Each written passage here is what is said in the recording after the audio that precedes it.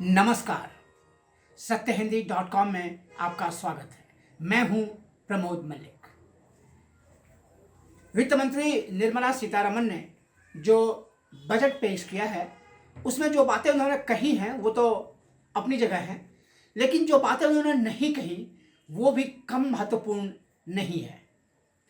और अपने बजट भाषण में उन्होंने एक बहुत ही महत्वपूर्ण सेक्टर का उल्लेख नहीं किया, वो है डिफेंस सेक्टर, रक्षा क्षेत्र।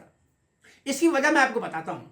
इसकी वजह यह है कि रक्षा क्षेत्र में इस साल वित्त मंत्री ने 3,47,088 3,47,088 करोड़ रुपए का अलॉटमेंट किया है, जबकि पिछले साल के बजट में 3,43,822 करोड़ रुपए का अलॉटमेंट था। यानी पिछले साल की तुलना में इस बार बजट में रक्षा मामले में सिर्फ, याद रखिएगा, सिर्फ 3,266 करोड़ 3266 करोड़ रुपए की बढ़ोतरी है। अगर इसे हम परसेंटेज में ब्रेक करेंगे तो ये 1% भी नहीं है।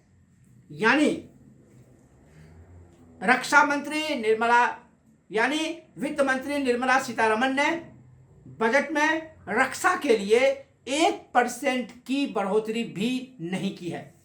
अगर परसेंटेज वाइज देखते हैं तो ये टोटल बजट का 8% है और पिछले बार भी 8% ही था, लेकिन यानी परसेंटेज के हिसाब से कोई वृद्धि नहीं है।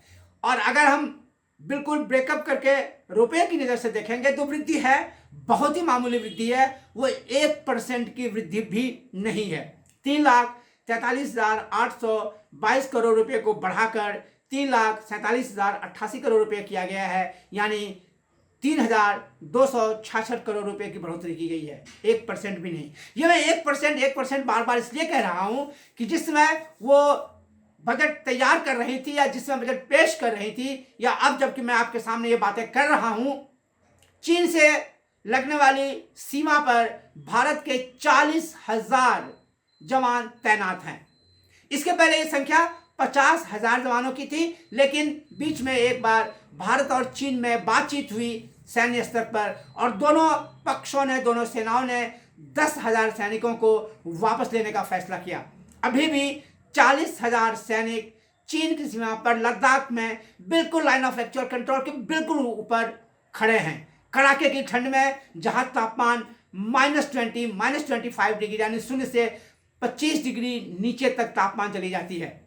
यह बार बार इसलिए कहा जा रहा है कि बहुत ही उग्र राष्ट्रवाद की बात करने वाली सरकार जब वास्तव में कुछ करने को होता है तो क्यों पीछे हट जाती है।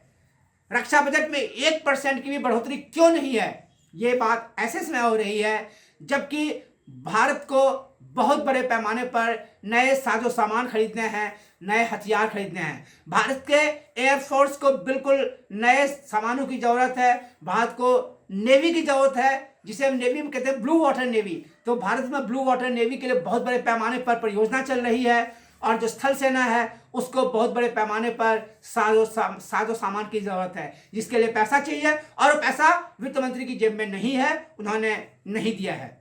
तो अगर इसमें नहीं दिया है तो किसमें दिया है। इसके बाद हम बात करते हैं शिक्षा की।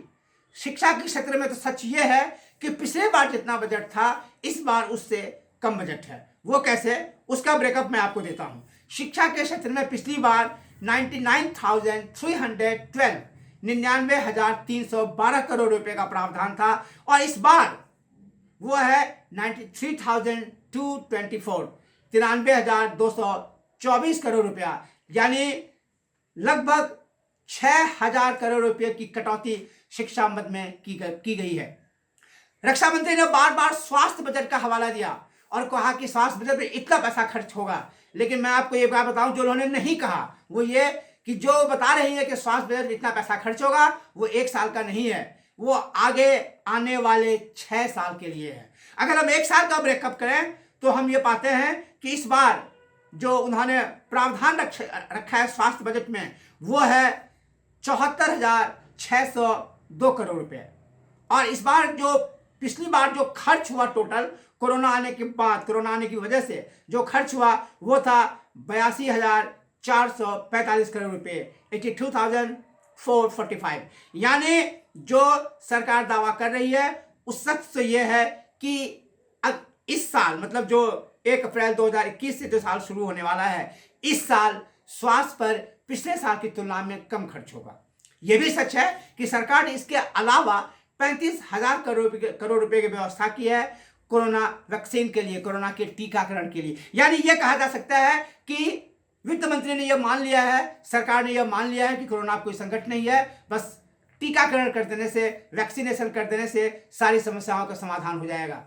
सरकार ने यह भी मान लिया है कि चीन से कोई तनाव नहीं है, चीन के खिलाफ लड़ाई की नहीं होगी और अपने सैनिकों को साजो सामान से लैस करने की कोई जरूरत नहीं है। इसलिए सरकार ने रक्षा बजट में 1% से भी कम की बढ़ोतरी की है। और शिक्षा के मामले में तो सरकार ये मानती ही है कि शिक्षा में ज़्यादा पैसा खर्च करने की जरूरत नहीं है। यही वजह है कि वित्त मंत्री ने पिछले साल की तुलना इस साल शिक्षा में कम पैसे की व्यवस्था की है।